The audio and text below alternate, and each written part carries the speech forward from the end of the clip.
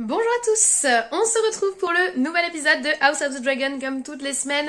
Un petit vlog avec quelques-unes de mes réactions à chaud, puis ensuite je vous donne mon avis un petit peu plus posé et réfléchi sur cet épisode. Je suis rentrée dans mon fief, je suis rentrée dans mon chez-moi parce que j'étais montée à Paris pour la Japan Expo. Pour ceux qui ne me suivent pas sur Instagram, je vous invite à me suivre là-bas puisque du coup vous avez plus d'infos sur le quotidien de la chaîne et le mien du coup.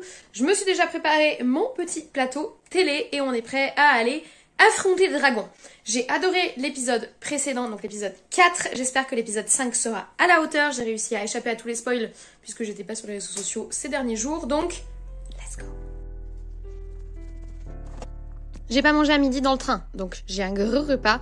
Donc nous sommes sur Prime Video. Oh tiens, ça c'est une série que j'ai envie de voir, mais elle est pas encore sortie il me semble. On cherche House of the Dragon, Divergente, c'est non, Teen Wolf, c'est non. Du coup, je suis allée sur Max, je vais aller sur la partie HBO. C'est toujours très mal rangé Prime, je ne sais pas pourquoi.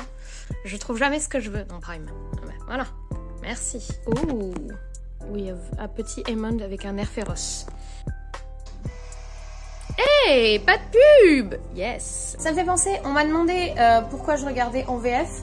Simplement parce que de temps en temps je vais voir les épisodes avec les potes et les potes regardent en VF. Donc juste je le mets de base en VF pour avoir une continuité. Et puis j'aime bien les voix françaises honnêtement des personnages, donc ça me convient. Je préférais la voix anglaise de Viserys dans la saison 1 mais Viserys n'est plus là donc. Et je sais que certains youtubeurs cinéma diraient que c'est un crime, mais je reconnais mes crimes. Je les assume et l'épisode commence. Oh, il me fait de la peine. Non, non, non, non, non, non, non, ils ont pas le droit de faire ça, Méléis.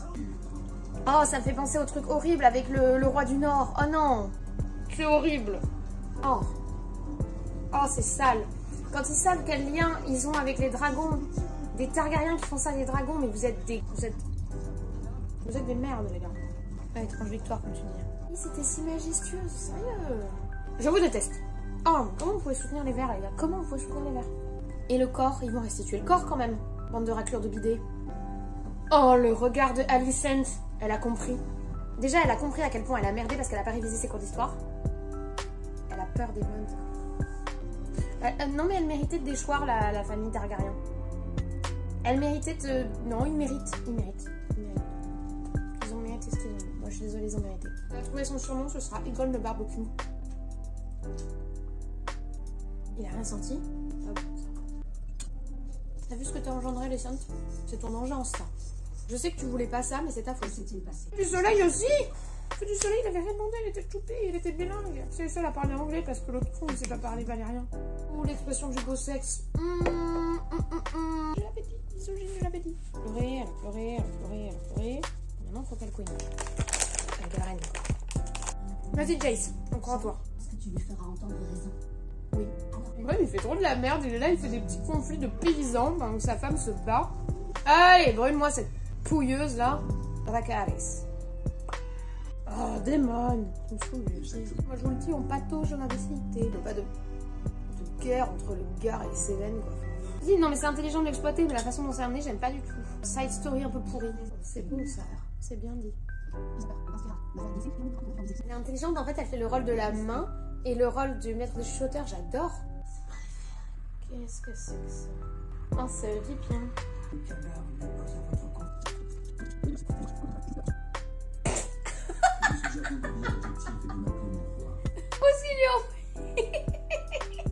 C'était violent. Misogyne.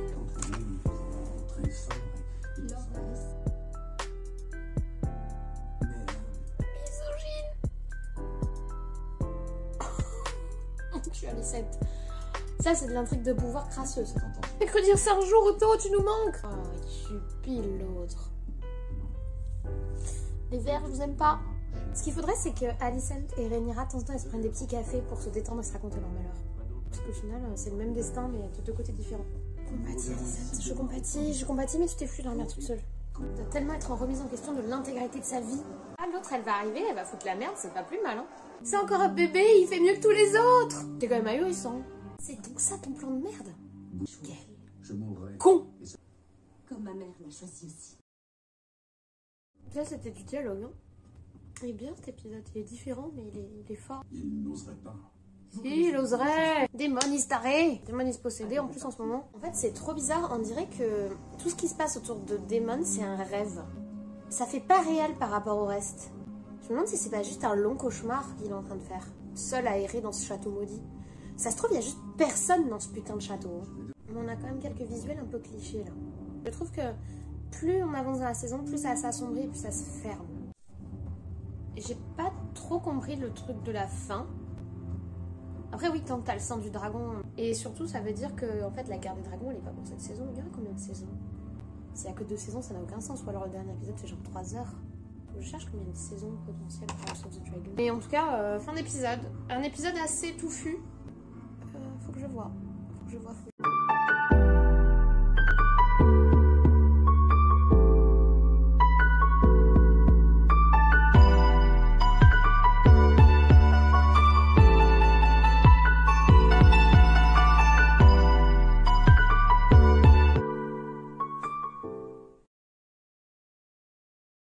Nous sommes le lendemain. J'ai pris un petit peu de temps pour réfléchir à cet épisode parce que je l'ai trouvé assez intense émotionnellement.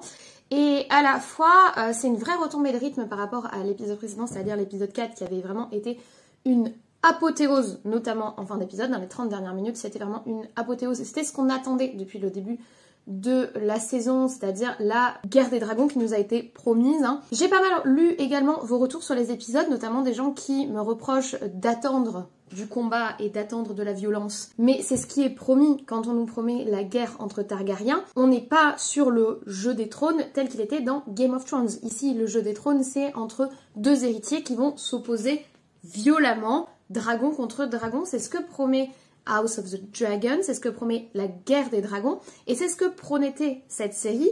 Du moins, c'est ce vers quoi tendait la saison 1, et du coup, c'était les attentes que j'avais développées pour la saison 2, et effectivement, c'est pas vraiment l'optique qu'ils ont forcément totalement choisi. On sent qu'on va aller vers la guerre des dragons, mais on sent qu'on reste quand même dans un style jeu des trônes, dans un style politique.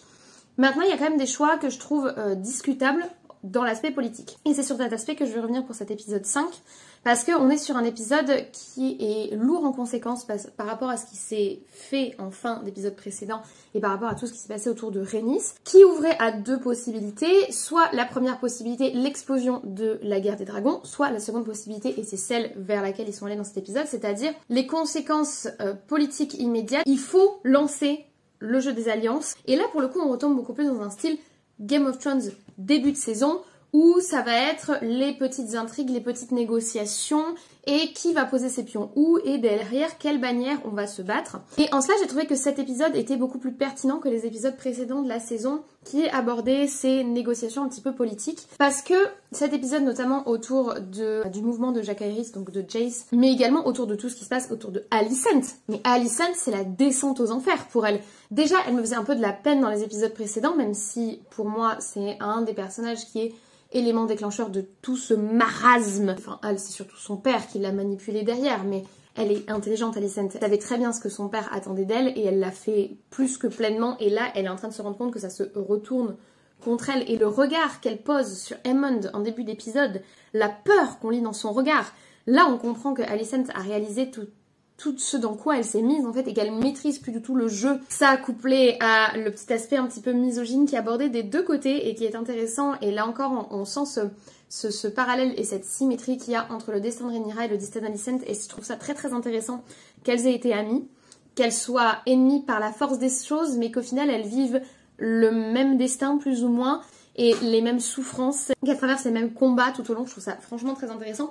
Mais pour revenir à ce que je disais, là, on a du Game of Thrones et du jeu géopolitique et du jeu des trônes vraiment high level entre la prise de pouvoir d'un côté chez les Verts et la contestation du pouvoir de Rhaenyra, ou du moins la remise en question du pouvoir de Rhaenyra, qui est vraiment super super intéressant sur cet épisode. En plus, c'est un épisode qui est très émotionnel. La scène de Mélys, toutes les scènes autour de Mélys, moi, les dragons sont des créatures puissantes et c'est vraiment des icônes du monde de Game of Thrones, mais ils sont présentés, ils sont filmés comme des animaux loyaux qui se battent pour leur dragonnie et pas pour eux-mêmes. Du coup, ils prennent un petit peu, pour moi en tout cas, la figure de victime collatérale de tous ces combats, et la scène de Mélys est terrible, je trouve, et très très impactante pour la suite, je pense, parce que c'est très très con de présenter comme ça la puissance divine qui justifie ton pouvoir, parce que dans ce cas-là, qu'est-ce qui empêche le peuple de comprendre que c'est juste de très gros animaux de compagnie, bon qui crachent du feu, mais de très gros animaux de compagnie et pas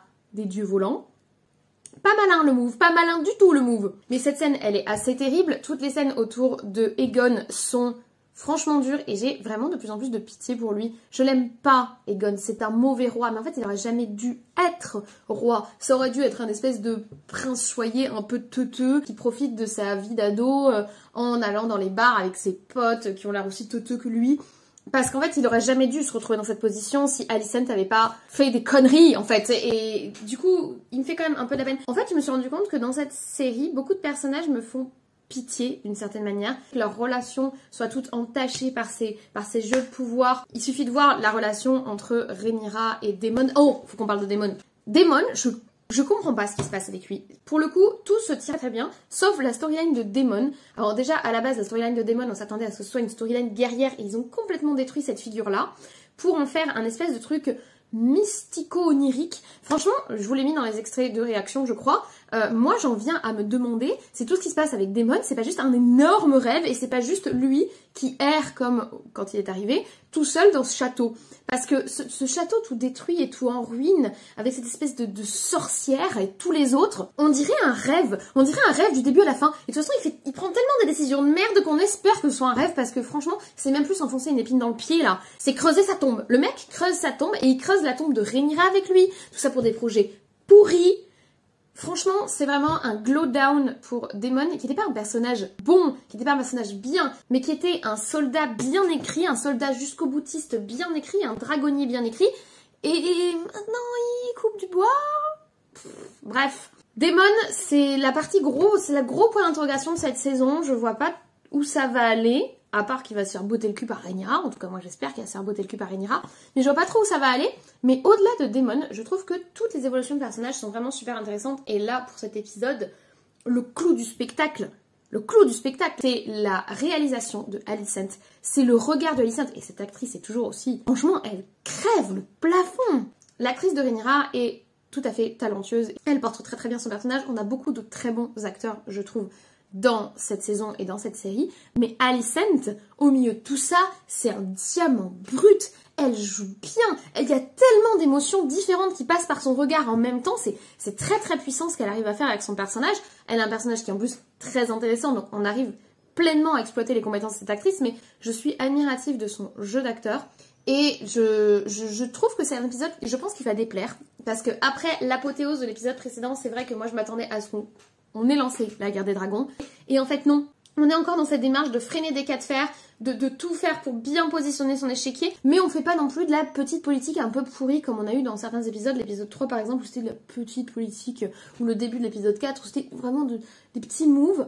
Non, là on est vraiment sur le jeu des trônes, sur les intrigues, sur le machiavélisme, sur les retournements de situation, sur des prises de pouvoir bien tordues.